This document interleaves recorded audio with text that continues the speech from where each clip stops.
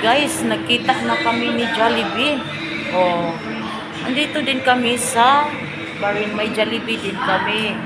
Ayan, may Jollibee din kami, guys. Dito sa Hura, guys, Barin. Hi. So, ayan, dito sa Hura kami, guys, sa Jollibee. So, sa mga 5 years na, guys, hindi na ako nakatikim dito sa Jollibee. Kasi ngayon lang kami nakapunta kasi malayo. Pag tuwing dumidiop kami, doon lang kami sa 7-7 sa malapit sa simbahan at saka sa Flamingo.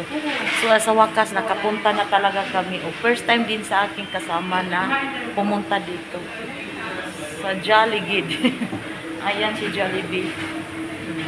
Tingnan natin kung simba sa Pinas ang taste. Kasi first time, yung nagpila, bagong open dito, guys. Pumipila ako, guys. Masarap siya talaga, parang nasa Pinas. Pero tingnan natin ngayon sa how many years na hindi ako nakabalik. Ngayon naman ulit nakabalik ako. Yung first opening, dito ako, nakapila ako.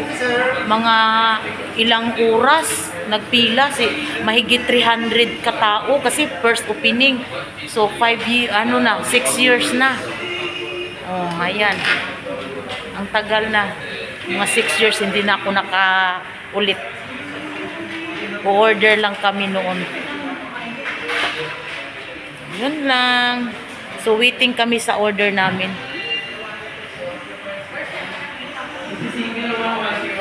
Nag-wait kami sa mga order namin, guys.